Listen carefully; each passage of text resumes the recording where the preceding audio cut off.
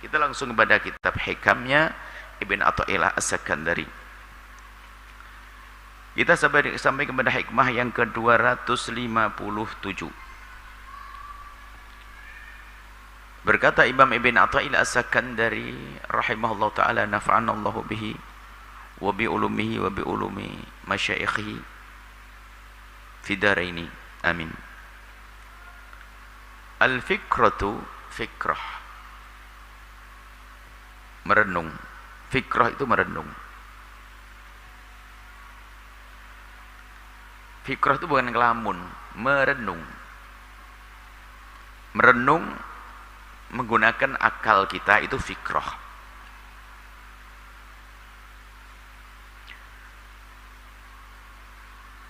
Menghayal beda. Jadi sebagian orang tidak bisa bedakan antara merenung dan menghayal. Kalau orang merenung itu melihat gunung bukan bentuknya seperti itu, akan tapi tentang apa yang ada di dalam gunung nanti. Alangkah agungnya Allah sang pencipta menciptakan gunung menjulang tinggi dan seterusnya. Melihat cicak, kalau merenung cicak luar biasa, ciptaan Allah cicak, makanannya nyamuk yang terbang. Merenung. Sehingga ada sebagian orang, ini biasanya santri nakal, santri guyonan, nggak boleh juga. Contoh, jika seseorang melihat jasad, itu akan merenung. Kalau merenung tuh begini bunyinya, bagaimana koneksinya antara mata dengan telinga. Dengar berita tiba-tiba mata nangis, jempol yang digencet, Allah sakit. Ini kan merenung, ini kan kabelnya kayak apa ini, jadi merenungi dan seterusnya. Maka ini merenung. Tapi sehingga ada seorang mungkin mengatakan, bagaimana kalau saya melihat perempuan telanjang begitu, itu apa merenung? Itu menghayal namanya, bukan merenung. Kalau merenung adalah membicarakan tentang organ manusia, fungsi-fungsinya, tidak akan kebayang urusan syahwatnya, itu merenung. Jadi kalau merenung itu sampai kepada tujuan, ada hasilnya. Kalau menghayal beda. Ya, ini adalah merenung, sering disebut dengan tafakkur atau fikrah atau tafkir atau nadhar. Afala yanzuruna ilal ibili kaifa khuliqat. Suruh melihat bagaimana unta. Dari sisi mana kalau Allah menyebut itu merenungi tentang unta, kekuatan unta, kehebatan unta di saat di perjalanan. Dia bisa menyimpan energi, menyimpan sesuatu, membawa bekal sendiri, ditaruh di ini. Suruh merenung tentang unta. Wa ilal ardi kaifa sutihat, bagaimana Allah menciptakan bumi, hamparan bumi ini seperti apa. Jadi merenung. Nah, ini dikatakan oleh Ibn Athaillah As-Sakandari, al-fikratu, jadi orang menghidupkan fikir, menghidupkan daya renung itu adalah sayrul qalb, perjalanannya hati. Perjalanan hati fi mayadinil akhyar. Perjalanan mayadinil akhyar, medan-medan. Akhyar itu adalah dari ghair atau dari kata yataghayyar. Semuanya bisa diarahkan ke mana. Ghair itu apa adalah? Al-ghayyar itu dari ghair, ghairullah, selain Allah. Al-aghyar, selain Allah. Jadi menggunakan kesadaran kita dalam berpikir untuk merenungi selain Allah, sebab merenungi Allah gak boleh, Anda tidak akan mampu merenungi.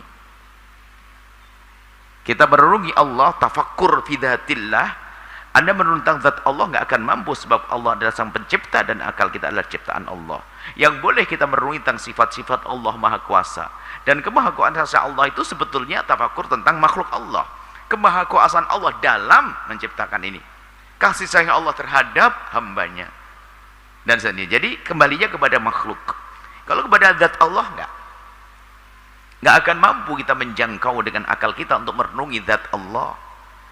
Tapi yang ada adalah makhluk ghair, al-aghyar, selain Allah. Nah, kualitas orang, jadi gini, kita itu manusia ingin sampai kepada ridha Allah. Dan untuk sampai kepada ridha Allah tentu harus kita menjadi orang yang kuat di dalam mendekatkan diri kepada Allah, beribadah kepada Allah.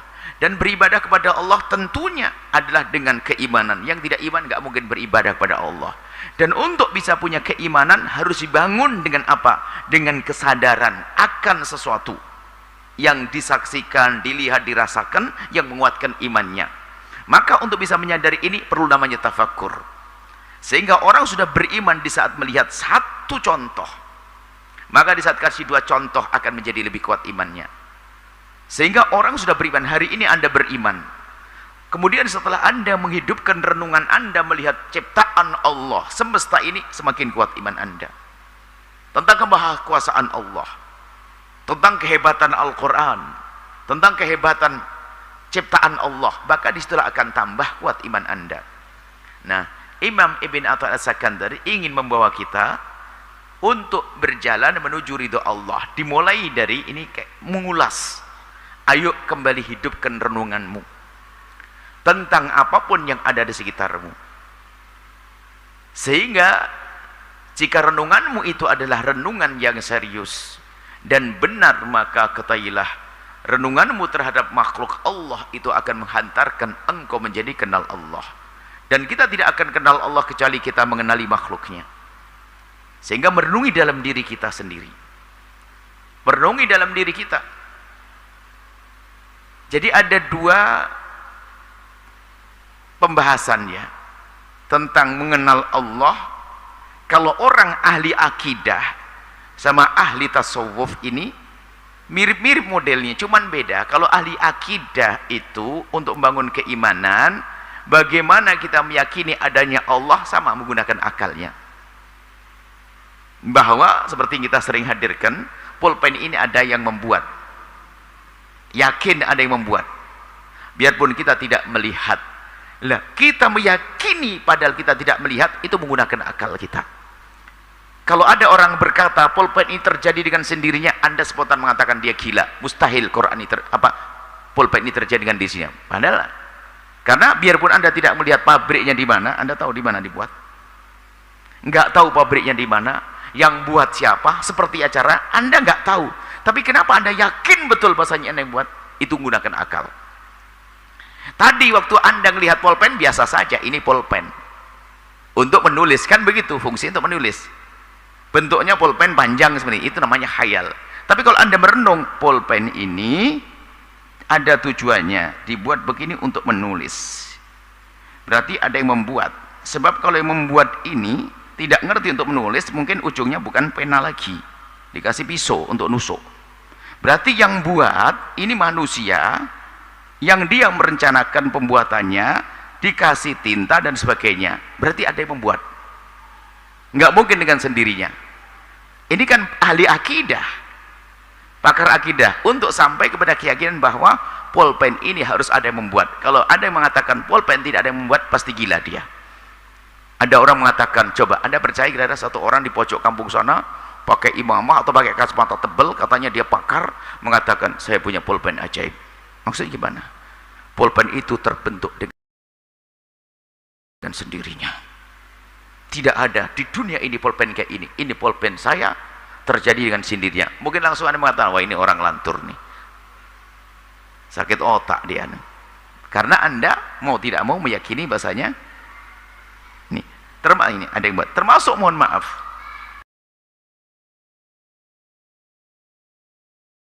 Anda mencari ayah Anda, kata Umi Anda, Mi, ayah di mana? Belum datang, nak. Dilihat mobilnya nggak ada, oh belum datang. Nah, taunya apa? Anda ke belakang depan sudah ada mobilnya. Anda mengatakan, Mi, ayah sudah datang. Padahal Anda belum lihat ayah Anda, cuma melihat mobilnya. Itu namanya tafakkur. Anda menggunakan akal Anda. Orang masuk gua, ini sebuah kisah saja. Orang berpikir sama orang berhayal. Orang masuk gua, dikisahkan dua orang masuk gua karena gerimis, masuk gua. Baru masuk, ini kan baru gerimis. Gerimis kalau tidak berlindung kedinginan nanti. Baru masuk gua, yang satu langsung mengatakan, ayo cepat keluar. Satu mengatakan, di sini enak. Sambil sama-sama. Di sini enak sambil minggirin sesuatu di situ. Yang dipinggirin apa? Tulang. Tulang-tulang begitu. Ditarik sama satu yang keluar. Kenapa? Kan sudah dapat tempat enak untuk berlindung. Kamu ini bodoh banget. Itu lihat kau, banyak tulang-tulang. Maksudmu apa? Kalau banyak tulang-tulang berarti sepertinya ada harimau yang membawa makanan ke sini. Baru sadar dia. Kalau tadi hanya lihat tulangnya saja nggak sadar. Yang satu cerdas, ada tulang-tulang berarti ada harimaunya. Loh, ini beda orang cerdas dengan tidak cerdas. Yang satu pengen tidur karena nggak di luar hujan. Yang satu ngerti, ini jangan-jangan ntar lagi harimaunya pulang. Ya pulang, saya dimakan, lari dia. Loh, padahal yang semuanya sama-sama ngelihat tulang. Begitulah kita itu berbeda-beda di dalam kecerdasan melihat untuk kenal Allah. Pulpen, ada yang menciptakan, ada yang membuat manusia. Di atas meja ada yang membuat, ada yang ngomong ini meja ajaib yang dipakai Buya Yahya, meja ajaib. Terjadi dengan diri sendiri, kena tiupan angin kotak begini. Nah, gila itu langsung. Meja di atas lantai masjid ada yang bangun atau tidak? Ada. Tidak ada yang berkata masjid ini ajaib. Karena apa? Pasti ada yang membangun. Nggak ada yang mengatakan tiupan angin melubangi sana jadi angin-angin. Ini nggak ada. Mata ada semua baik. Setelah ini pasti ada yang membuat, biarpun kita tidak tahu. Kemudian masjid taruh di atas bumi. Berarti lebih gede, harus semakin kita yakin bahasanya semakin gede, nggak mungkin malah terjadikan sendirinya. Tapi kadang di saat di atas bumi ngomong bumi nggak ada yang membuat, bingung kita. Padahal sebetulnya sudah rumusnya ketemu, nggak ada beda dengan ini. Ini ketahuan yang membuat dan mengaku yang membuat. Tapi masjid juga mengaku tukang, bumi tidak ada mengakui. Berarti ada yang membuat, kita tidak tahu. Tapi ada yang membuat, kita langsung ke langit, bumi dan seluruh, ada yang membuat. Lalu siapa yang membuat? Yang membuat kita tidak tahu, tapi pasti ada yang membuat. Maka namanya sang kholik, sang pencipta, sang pembuat. Maka kalau ada yang mengatakan bumi terjadi tanpa ada yang membuat, itu adalah pasti dia nggak bisa berpikir tentang pulpen yang ada yang membuat. Pasti ada yang membuat, cuman kita belum tahu. Nah, kemudian kita beri kabar bahwa yang membuat adalah namanya Allah. Sebelum kita mengenal namanya Allah, orang berakal langsung sampai kesimpulan bahwasanya semesta ada yang menciptakannya, biarpun belum tahu namanya siapa. Ini kan pembicaraan pakar akidah. Jadi melihat semesta untuk sampai kepada sang pencipta, itu pakar akidah. Nah, ahli tasawuf juga sama. Cuman bedanya ini adalah renungan lebih dalam lagi setelah iman, agar menguatkan tentang bagaimana kasih sayang Allah, kemudian sampai kepada renungan-renungan sehingga ia menjadi semakin yakin dalam beribadah. Merenungi tentang aku yakin adanya Allah, menurunkan Al-Quran. Di dalam Al-Quran disebutkan ada kehidupan nanti, setelah ini ada alam barzah padang mahsyar, pada masa kehidupan nanti. Dia yakin. Sehingga apa? Dengan menghidupkan renungan, padahal renungan bukan zat Allah, tentang kehidupan yang lalu, cerita Nabi Adam dan sebagainya, hamba-hamba yang dihukum oleh Allah, Nabi Nuh umatnya ditenggelamkan, kemudian Nabi Lut dibalik buminya, Nabi Musa ditenggelamkan di dan seterusnya, sampai dia berpikir, semakin dia menghidupkan renungannya, semakin kuat keimanannya, semakin kuat pengabdiannya. Nah, inilah yang diinginkan oleh Imam Ibn Atha Al-Sakandari. Sehingga Anda yang mengaku beriman dan yakin kita, tapi kalau kita tidak punya tidak mempengaruhi diri kita untuk beramal, maka sebetulnya bukan karena tidak yakin, tapi kurang diasah. Tidak yakin bukan karena tidak yakin, tapi kurang diasah keyakinannya. Anda itu yakin loh adanya neraka, sehingga waktu dikatakan Anda ahli neraka, Anda akan marah karena Anda yakin neraka tempatnya orang nggak benar. Cuman kenapa kok kita sering melakukan kerjaan ahli neraka? Karena kita kurang merenung. Ayo kan begitu. Sehingga kita mudah melakukan kerjaan ahli neraka. Kenapa? Kita lalai. Anda tahu di samping rumah Anda itu jalan licin, karena Anda lupa nggak merenung, kepleset lagi, seret, aduh kemarin pleset lagi. Itu salahnya. Macam orang orang bilang apa? Dasar kok tidak hati-hati. Sudah kepleset kemarin, pleset lagi, kan dibodohin kita. Mestinya sudah kepleset kemarin, besok lagi jalannya lebih hati-hati. maka dia menghidupkan renungannya. Nah, tapi bisa tidak kepleset lagi, lupa karena apa? Lagi nelpon, nah gitu ya. Anda lagi mikir fulus, gak ingat akhirat, kan begitu kurang lebih. Mikir tahta, rebutan tahta sampai lupa Allah, ngambil yang haram. Ini kisah kurang lebihnya seperti itu. Karena renungan kita kurang, keimanan kita menjadi tertutup, bukan kita hilang iman. Anda yakin di samping Anda itu licin, cuman kenapa kemarin kepleset lagi telepon suami, lagi kangen suami, jalan kepleset lagi itu loh. Kurang lebihnya begitu dengan Allah. Sebetulnya Anda iman loh ya tentang neraka. Anda cuman karena kita tidak membiasakan menghadirkan renungan, maka akhirnya kita ngerjakan pekerjaan ahli neraka. Coba kalau orang, mohon maaf gini, ada satu orang, dia hobi zina, hobi mabuk. Orang hobi zina, hobi mabuk. Kemudian dapat informasi bahasanya di sebuah kota ada perempuan tercantik dan dijamin sehat. Siapa yang mau? Anak-anak muda yang biasa zina tadi, siapa yang mau? Dan di situ disiapin minuman keras. Wah, dia ngelihat sahabatnya langsung, wah daftar nomor 1, kan begitu ya, daftar. Cuman setelah itu memang ada, ini gambaran saja, di situ ada, memang gambarnya dibuka ada, wah gambaran itu ada kelihatan dari kaca, luar kaca perempuan cantik, kemudian ada minuman kerasnya. Cuman di sampingnya juga ada kamar. Dikasih tahu, Mas, di situ 2 jam. Oh ya, mau, cukup. Cuman setelah 2 jam di situ kamu masuk sebelahnya. Apa di sebelahnya? Pengen tahu? Dibuka api. Maksudnya apa? Tuh lihat, ada 7 algojo jaga di sini. Siapapun yang sudah 2 jam di sini langsung dimasukkan, dipanggang di situ. Ente mau tidak? Kalau bahlul goblok dia mau saja. Kalau cerdas bikin ya kacau dong. Saya hanya senang 2 jam habis itu dipanggang. Ini nggak bisa saya lawan lagi 7 orang. Saya diikat. Sama renungan kita tentang neraka juga begitu. Kalau kita selalu pikir hukuman Allah, siapa yang bisa menolak dari hukuman? Siapa yang bisa lari dari hukuman? Siapa yang bisa lari dari hukuman alam barzah di neraka dan sebagainya? Kalau orang selalu menghadirkan renungan semacam ini, renungan fikrah ini, maka dia akan menjadi takut. Mau maksiat ntar dulu. Makanya dikatakan oleh baginda, la yazni zani hina yazni wa mu'min, seorang berzina tidak zina dalam keadaan dia beriman. Akan tapi apa? Lagi lupa, imannya ketutup dengan syahwatnya, dia terlena, dia melakukan yang haram. Kalau bicara tentang surga, semua percaya pada surga kan? Semua percaya pada surga.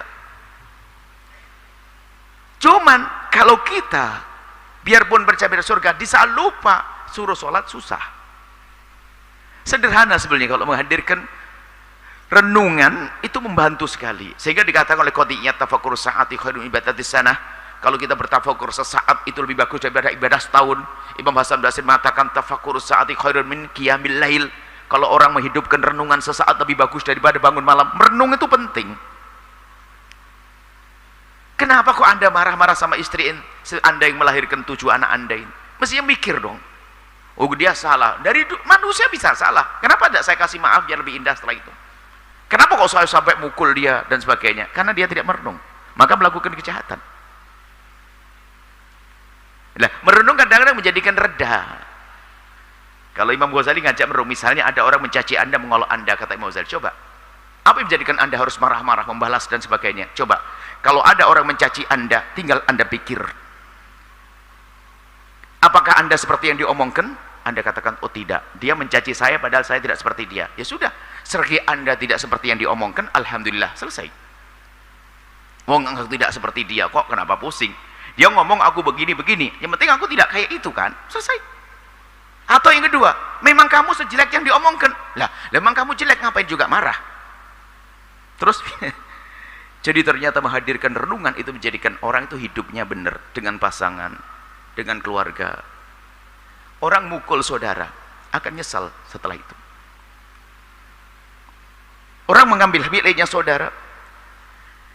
Contoh hukum, kalau kita merenung hukum Islam, Anda dilarang mencuri, Anda satu orang dilarang mencuri, hukum mencuri adalah haram. Anda merenung, Anda dilarang mencuri, yang dilarang Anda, Tapi kalau Anda merenung, buahnya banyak.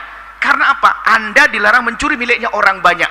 Tapi sebetulnya yang harus Anda pahami bahwa orang sebanyak itu pun juga tidak boleh mencuri barangmu. Loh, lebih banyak di sana. Coba, orang sebanyak nggak boleh nyuri barang Anda loh ya. Berarti kan untung bagi Anda. Cuman kadang-kadang, wah apaan ini, ngatur-ngatur. Loh, orang lain juga diatur agar tidak mencuri barang Anda. Jangan cubit orang dosa. Jangan pukul orang. Mukul orang hukumnya dosa. Maknanya apa? Orang sebanyak itu pun juga tidak boleh mukul Anda loh ya. Loh, oh gitu. Oh hukum itu begitu rupanya. Mudah menerima. Tapi kalau egois, ngapain sih? Oh dia kurang ajar sama saya. Baik, inilah. Jadi pentingnya Anda merenungi. Ayo kita selalu merenungi, perjalanan hidup kita. Ada kehidupan, termasuk coba saja. Orang tidak bisa menjawab loh ya. Tapi karena hadir renungannya kurang serius, sehingga dia seolah-olah nggak akan mati. Contoh, apakah ada di antara yang hadir ini bisa menjamin hidup sampai besok pagi? Nggak ada yang berani menjamin. Ayo, sampai besok pagi. Sampai selesai majlis nggak bisa menjamin. Tapi kenapa kok hidup kita kok seperti orang nggak bisa mati? Karena kita kurang menghadirkan renungan. Melakukan kebaikan selalu ditunda-tunda, tobat selalu ditunda-tunda. Suruh tobat nanti saja. Giliran nanti, belum nanti sudah mati. Baik, inilah yang bisa kami hadirkan. Intinya, ayo kita pandai merenung, menggunakan pikir kita agar sampai kepada keridhaan Allah. Ini kisahnya panjang dan insya Allah karena masalah fikrah ini adalah kalau tidak salah sampai 3 hikmah selanjutnya masih urusan dengan tafakkur tadi. Kita potong sampai di sini, akan kita sempurnakan insya Allah. Bagaimana tafakkur yang sejati, yang sesungguhnya, dan bagaimana caranya, insya Allah akan kita sambung dengan hikmah yang selanjutnya. Yang jelas harus Anda yakini, merenung itu penting. Merenung itu penting. Dalam hidup Anda harus punya waktu merenung. Sampai Anda jomblo, kalau Anda mau ngelamar, Anda merenung dulu. Kira-kira nanti kalau saya duduk gimana? Kalau ditanya begini, saya jawab apa? Kan gitu ya? Jawabnya salah, kelingan. Anda tidak pernah merenung sebabnya jawabnya salah. Mau ditanya calon mertua. Termasuk mau kemana pun kita pengen kalau ketemu seorang kita merenungi. Kira-kira ditanya begini, saya ngomong apa? Mau ke pasar, kira-kira biar cepat jalur mana? Jangan hanya berangkat saja. Maka merenung itu ternyata luar biasa penting dan tandanya orang-orang hebat. Merenung, berpikir, berbuat adalah berpikir terlebih dahulu. Kemudian dia menjalankan sesuai dengan apa yang sudah direncanakan dan difikirkan. Wallahu a'lam bissawab.